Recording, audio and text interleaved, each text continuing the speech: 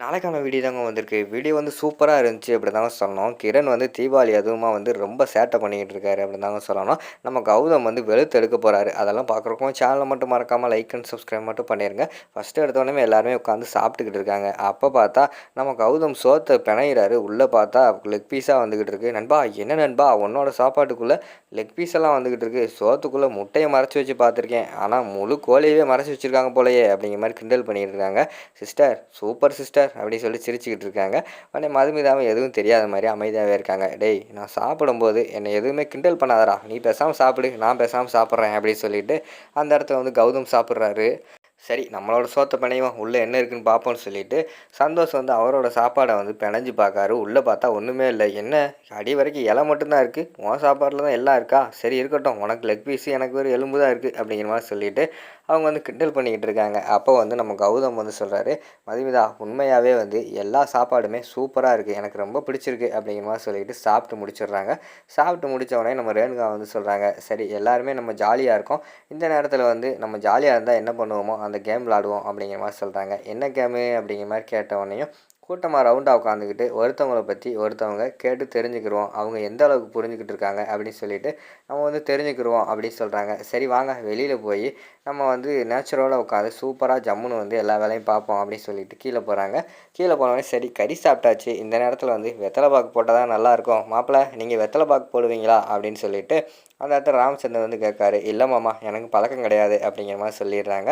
சரி ஜீவா நீ போடு அப்படிங்கிற மாதிரி சொன்னவனையும் சரி மடிச்சு கொடுங்கம்மா அப்படிங்கிற மாதிரி வந்து கேட்காங்க. என்னது நானா, உனக்கு இப்போ கல்யாணம் ஆயிடுச்சு, உன் பொண்டாட்டி தானே உனக்கு மடிச்சு கொடுக்கணும் அப்படிங்கிற மாதிரி சொன்னவனையும் உடனே மாயா வந்து வெத்தலை பாக்கு மடிச்சு தர சொல்கிறாங்க. சரின்னு சொல்லிட்டு வெத்தலை பாக்கு மடிக்காங்க. சுண்ணாம்பு ஒரு டப்பா அளவுக்கு அள்ளி உள்ளே வைக்க போகிறாங்க. ஏய் என்ன வீட்டுக்கு வெள்ளை எதுவும் அடிக்க போறியா, இங்கே பாரு இந்த அளவுக்குலாம் வைக்கக்கூடாது, இவ்வளோ வச்சோம்னா உங்கள் ஹஸ்பண்டோட வாய் வந்து வெந்து போயிட போகுது, கம்மியாக வை அப்படிங்கிற மாதிரி சொல்கிறாங்க. சரின்னு சொல்லிட்டு லேசாக கொஞ்சோண்டு வச்சு நம்ம இவங்களுக்கு வந்து கொடுக்குறாங்க, அதாவது ஜீவாவுக்கு வந்து கொடுக்குறாங்க.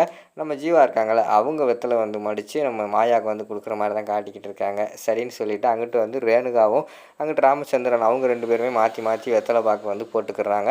இங்கிட்டு பார்த்தா நம்ம மதுமிதா வந்து வெத்தலை பாக்கு போடுவாங்க. அவங்களுக்கு வந்து நம்ம கௌதம் வந்து மடிச்சு தர மாதிரி காட்டிக்கிட்டு இருக்காங்க. நண்பா அவனுக்கு வெத்தலை பாக்கெல்லாம் மடிக்க தெரியுமா அப்படிங்கிற மாதிரி கேட்டவனையும், டேய் இதுக்கு என்ன வெத்தலை பாக்கு படிக்கிறதுக்கு போய் நம்ம என்னடா கோர்ஸாடா கற்றுக்கிட்டு வரணும், சும்மா மடிக்க வேண்டியதான், பார்க்க உள்ளே வச்சு சுண்ணாம்பை வச்சு மடித்து கொடுக்க வேண்டியதான், இதில் என்ன இருக்குது அப்படிங்கிற மாதிரி சொல்லிவிட்டு வெத்தலையை வாங்கி ஸ்கேன் பண்ணிக்கிட்டு இருக்காரு. நண்பா என்ன நண்பா எல்லாத்தையும் ஸ்கேன் பண்ணிக்கிட்டு இருக்க அப்படிங்கிற மாதிரி கேட்டவொடனே, ஆமாடா எந்த இடத்துல சுண்ணாம்பு தடவணும் எப்படி பாக்கு வைக்கணும் எல்லாம் பார்த்துக்கிட்டு இருக்கேன் அப்படின்னு சொல்லிட்டு அந்த இடத்துல வந்து அவங்க வந்து வெத்தலை பாக்கு வந்து தடவி அவங்க இவங்களுக்கு கொடுக்காங்க, அதாவது மதுமிதாவுக்கு வந்து கொடுக்காங்க. உடனே கௌதமுக்கும் ஒரு ஆசை வந்துடுது, சரி எல்லாருமே வெத்தலை பாக்கு போடுறாங்களே நம்ம வெத்தலை பாக்கு போடுவோம் அப்படின்னு சொல்லிட்டு இன்றைக்கி நானும் வெத்தலை பாக்கு ட்ரை பண்ணலான் இருக்கேன் அப்படிங்கிற மாதிரி வந்து கௌதம் சொல்கிறாரு. சரி மதுமிதா வெத்தலை பாக்கு மடித்து கொடுமா அப்படின்னு சொன்னோடனே அவங்களும் வெத்தலை பாக்கை வந்து ஜம்முன்னு மடித்து கொடுத்துட்றாங்க. அதை வாங்கிட்டு எல்லாமே மென்று சாப்பிட்டு முடிச்சிடுறாங்க. முடித்த பிறகு சரி இப்போ எல்லாருமே அவங்க நாக்கை காட்டணும், யாருக்கு வந்து சிவந்துருக்கோ அவங்களோட பார்ட்னர் வந்து அவங்க மேலே அளவு கடந்த பாசம் வச்சுருக்காங்கன்னு அர்த்தம். ஃபஸ்ட்டு வந்து ஜீவா காட்டு அப்படிங்கிற மாதிரி சொன்னோன்னே ஜீவாவுக்கு பார்த்தா ஒன்றுமே செவக்கலை. என்ன ஜீவாவுக்கு செவக்கலை அப்படிங்கிற மாதிரி சொன்னவனையும் உடனே நம்ம மாயாவுக்கு வந்து ரொம்ப ஒரு மாதிரி ஆயிடுறாங்க. சரி சரி விடுங்க இதெல்லாம் ஒரு கேமு தானே, எதுக்கு ஃபீல் ஆகுறீங்க அப்படின்னு சொல்லிட்டு ரேணுகா வந்து சொல்லிடுறாங்க. சரி மாயா நீ காட்டு, நீ காட்டுனா அவங்களுக்கு வந்து பயங்கரமாக செவந்திருக்கு, பரவாயில்லையே ஜீவா வந்து மாயா மேலே இவ்வளோ பாசம் வச்சுருக்கானே அப்படிங்கிற மாதிரி சொல்லிவிட்டு எல்லாருமே பேசிக்கிட்டு இருக்காங்க. அடுத்து வந்து அங்கிட்டு வந்து நம்ம இவங்க இருக்காங்கல்ல கௌதம் மதுமிதாவை தான் காக்காங்க. மதுமிதா காட்டுறாங்க. மதுமிதாவுக்கு வந்து செவக்கவே இல்லை. ஐயோ செவக்கலையே அப்படின்னு சொல்லிட்டு கௌதமுக்கு வந்து ரொம்ப ஃபீல் ஆயிடுது.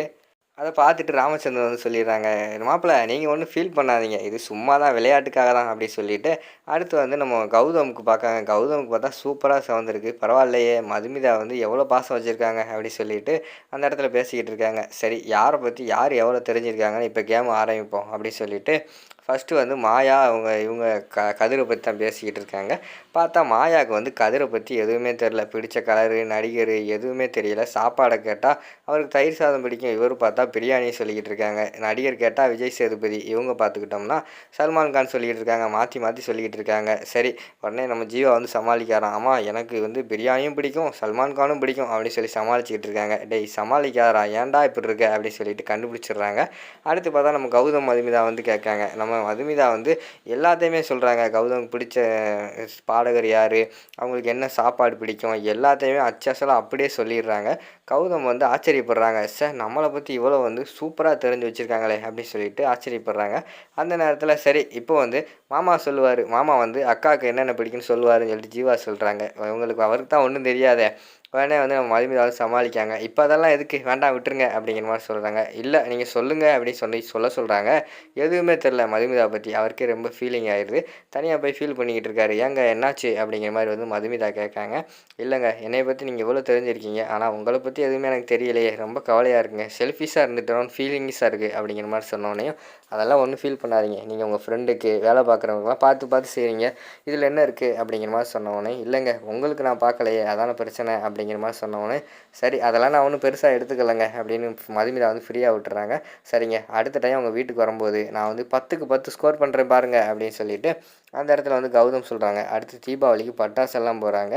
கிரண் சும்மா இருக்காமல் வேணுக்குனே வந்து பட்டாசை கொளுத்தி மதுமிதா பக்கம் தூக்கி எறிகிறாங்க. வந்துச்சு பாருங்க கோவம் கௌதமுக்கு.